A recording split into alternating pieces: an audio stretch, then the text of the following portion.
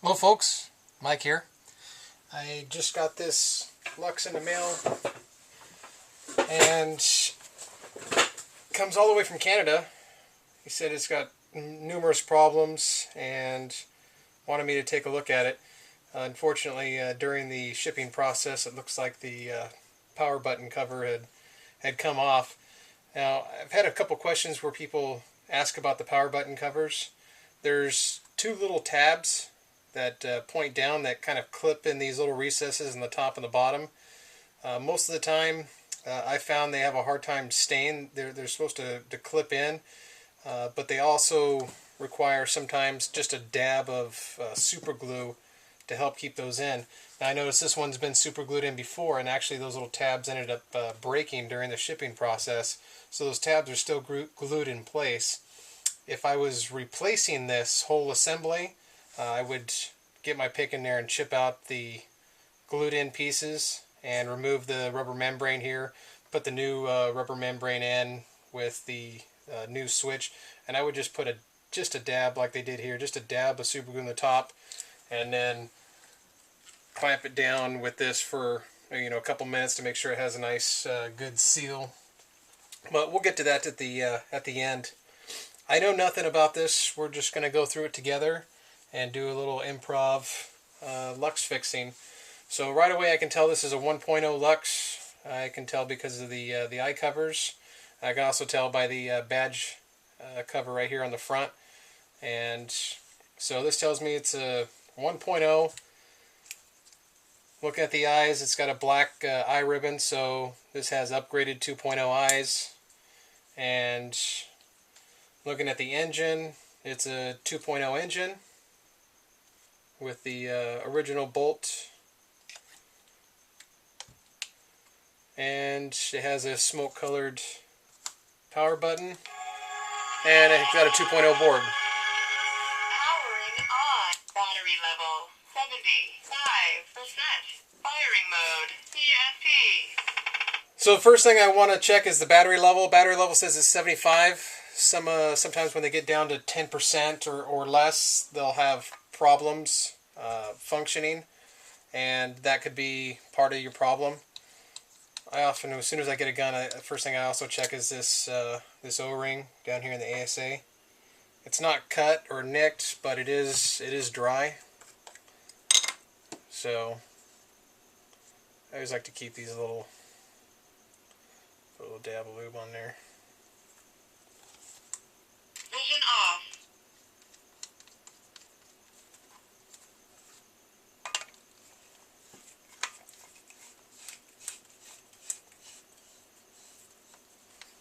Turn the vision back on.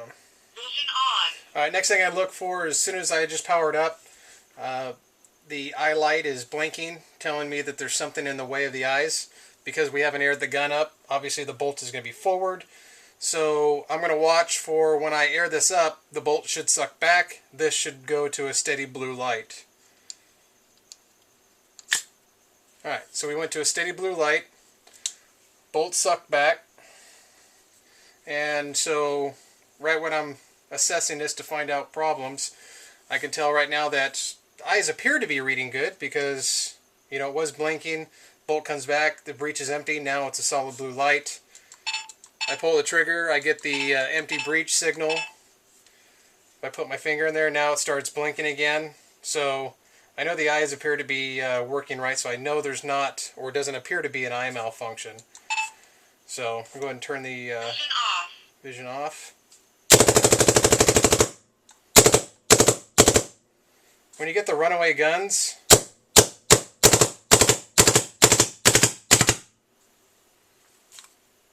I'm out of air in that tank. Oftentimes when you get the runaway guns, if you just push the trigger and they start going, it's because you've got that set a little too sensitive. And you also may want to check your trigger debounce setting. Or, I'm sorry, mechanical debounce. But just adjusting the magnet return in the top of the trigger can make that a little bit tougher so that you don't get the runaway trigger.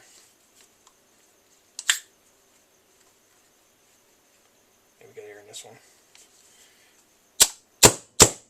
So right there is that little puff.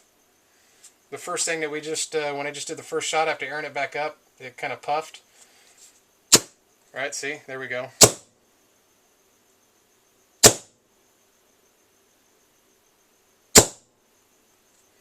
So I'm not hearing any leaks.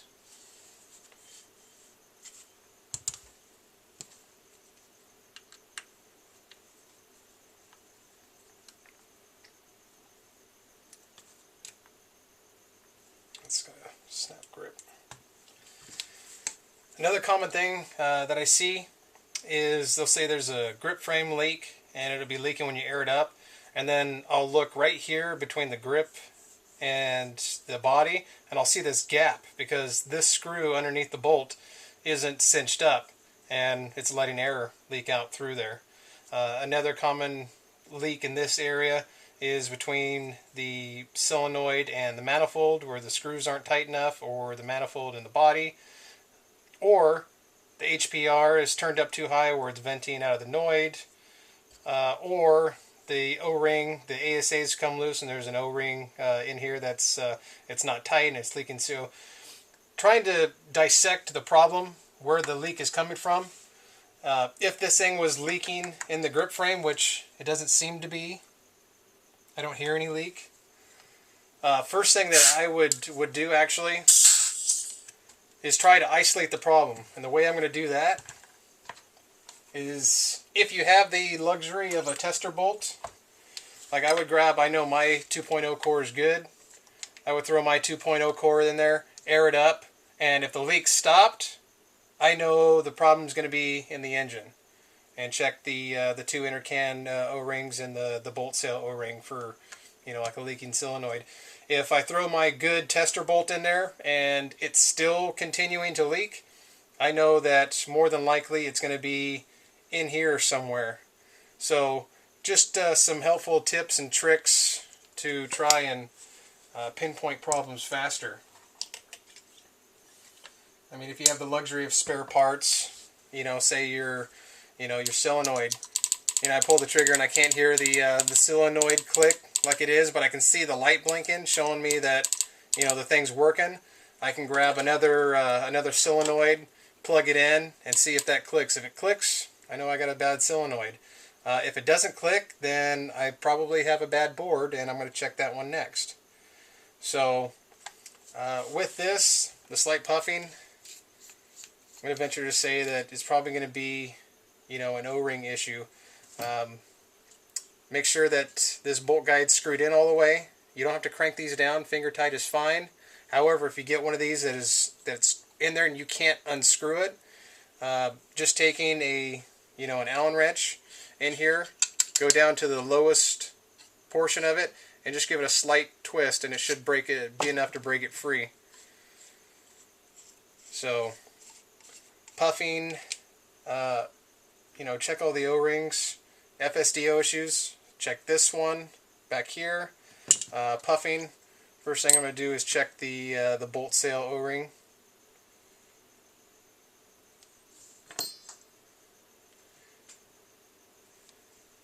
And not that it's wrong, but it's got actually 3 HB&R O-rings in here.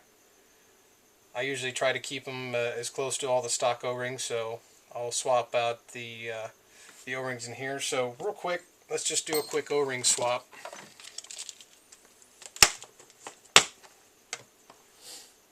And throw in, grab a new 16 sail.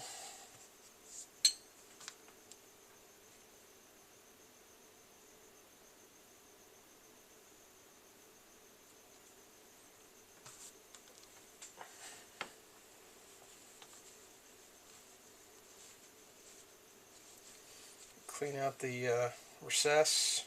While I have this out, I'm going to check the bolt spring in there. This bolt spring looks like it's starting to get a little worn because it actually has kind of a warped bent shape to it. And I can see that just by looking down the bolt. And I can see here that it's kind of canted off. There is a newer updated spring that has like an elongated shank that the spring sits in. That helps keep the spring straighter and increases the life of the spring. So instead of getting 70 to 80,000 shots, you'll get 300,000 shots before the spring breaks. So now where did I just set the oh, there it is. No, I just forgot which one was the brand new one, so I'm gonna grab a new one. Grab a new one.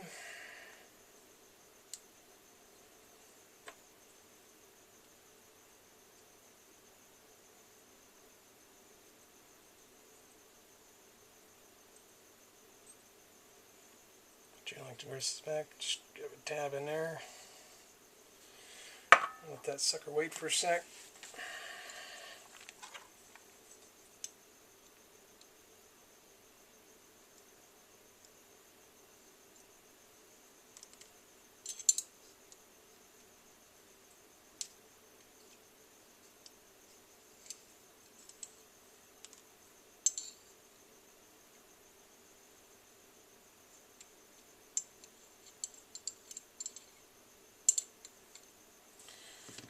Pull these puppies out. Also, this front channel, I like to stick my pick in there and just run it around the corners. I've seen quite a few times, and with the great DLX Tech Rich Hance, little shout out Rick, thank you, or Rich, thank you very much. Clean up this channel with built up gunk, and you'd be surprised on some of the dried goo that gets in there. And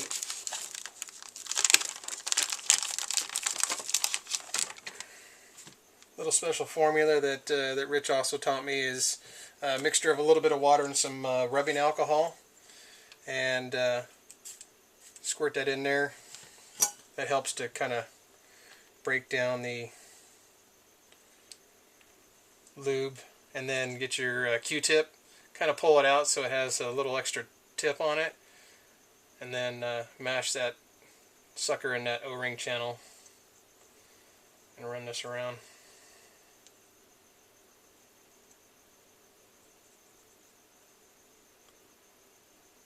Get that in there. Get it nice and clean. I also like to use a toothbrush. Nice and clean. Use the toothbrush on the other ones.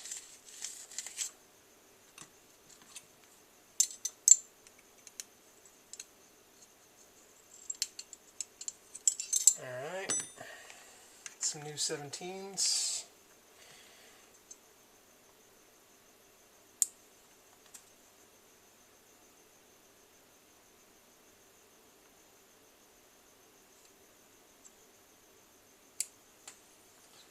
And a new 17 HB&R.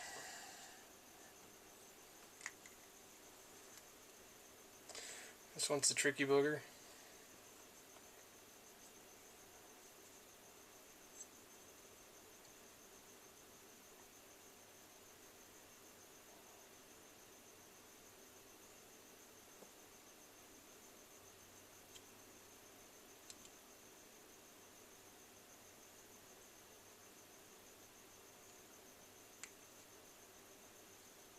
Alright, once that's in there,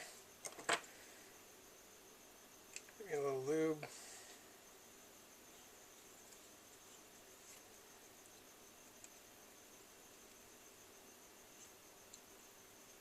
A little bit there.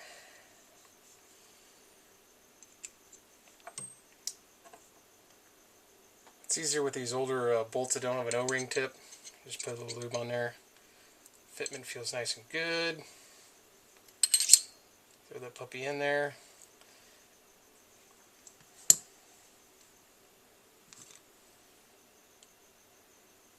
Throw a new 17 HB&R in the back.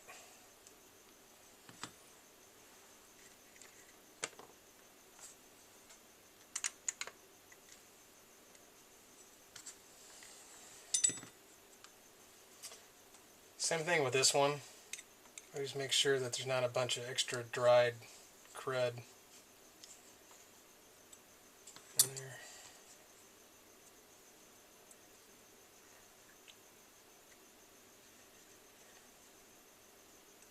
Make sure there's not an extra bunch of goo down there either.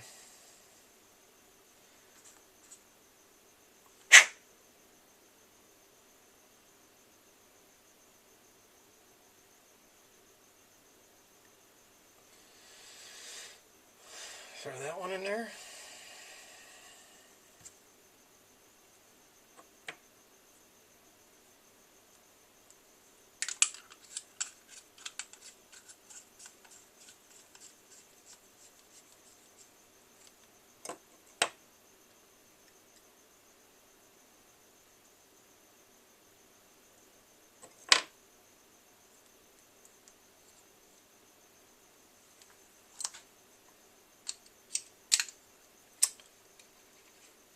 And when you're lubing this back O-ring and the back cap, put some little lube on there and then stick that bolt down in there.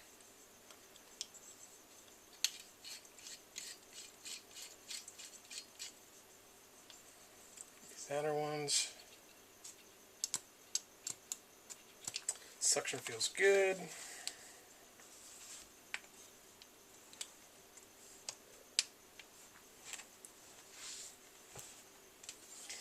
Air back up.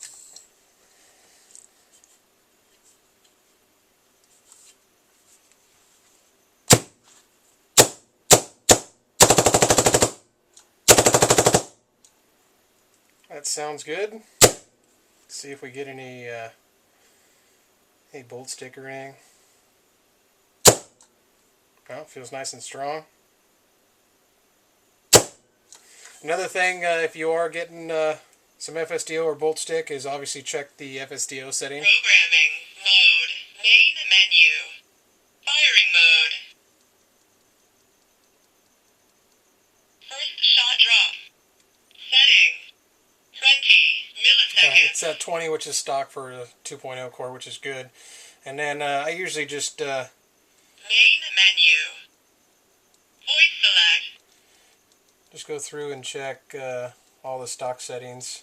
Firing mode. Dwell. Setting.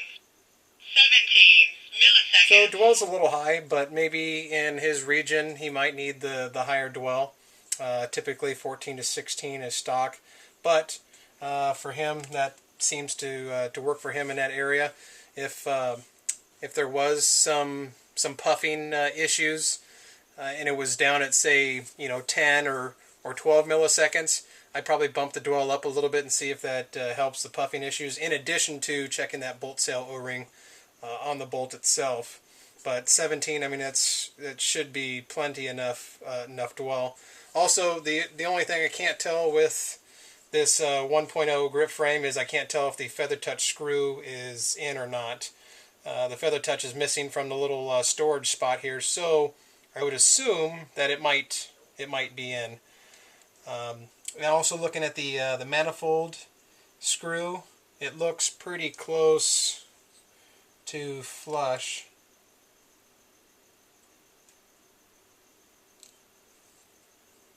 So I can see it there, and it was set at flush, so I'm going to leave it at flush. I'm not going to mess with the settings. Main menu. Dwell. Flaming dwell. Vision mode. I'm going to check the vision, make sure it's on. Setting. Vision. Should be on vision. Main menu. Vision mode. Loader delay. Make sure it's on 3 milliseconds. Setting. 3 milliseconds. Okay. So, and then Main menu. Bypass BPS. Setting.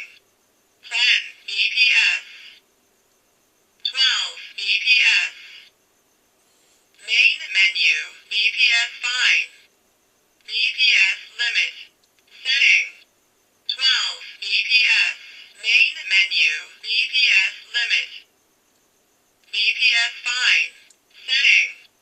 0.50 All right. BPS. tournament guys saying that I got a minor because the ref said my stuff was shooting faster than 12.5 balls a second. I personally, if I was playing a tournament, this is set at 12 with a BPS fine of 0.5. I would set that 0.25 right. GPS. I'd set it right there at 0.25, 12.025, and leave it at that. That way, if it does go a little higher than what the board is saying, you're still good. You're not going to be over 12.5. So once you get that done, just go ahead and hold the power button down for a second. Battery level 100%. Firing mode. ESP. So, and then that should be good. Vision off.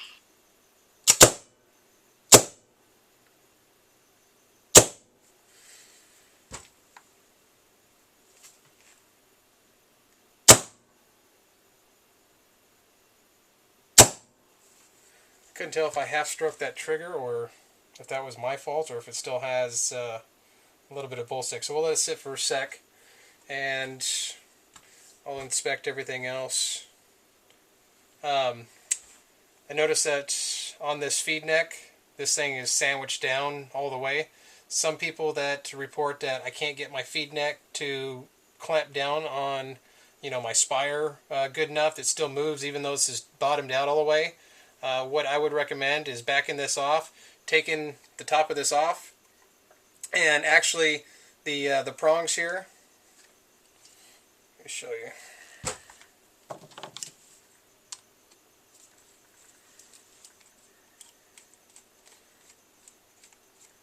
This is what I would do. I mean, if you don't have any milling equipment to mill out the center, I would pull this off. Take a piece of electrical tape and just wrap electrical tape around it once. Or if you have some, electrical heat shrink, cut you a little piece, stick it on there, heat it up, let it shrink down here, and just that little thickness of the rubber, and then put this thing back over it, and that will be enough to clamp that down onto your spire. You can't see it, it's underneath. Short of having a machine to be able to mill out the center of this, that's the way to help get your Luxe feed neck to clamp down tighter if for some reason it's not doing that already. So, and this thing actually, this feed neck was on the wrong side, I just noticed. So we'll put it back on the right side.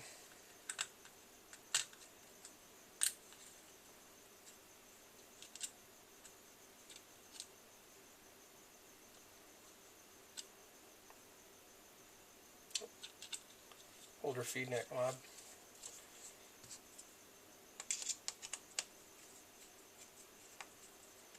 Alright, so let's sit. Huh?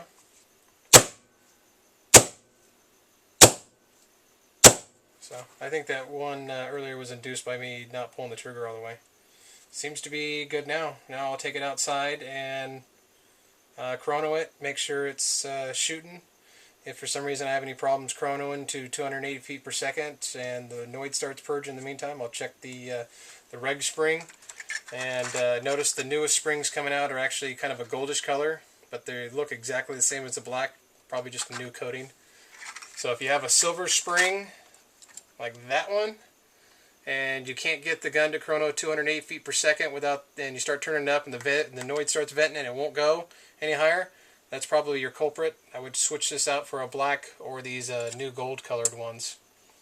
So, alrighty, well, I thought this was going to have more problems than it did. That one went actually, pretty well, so stay tuned for the next one. Thank you for watching.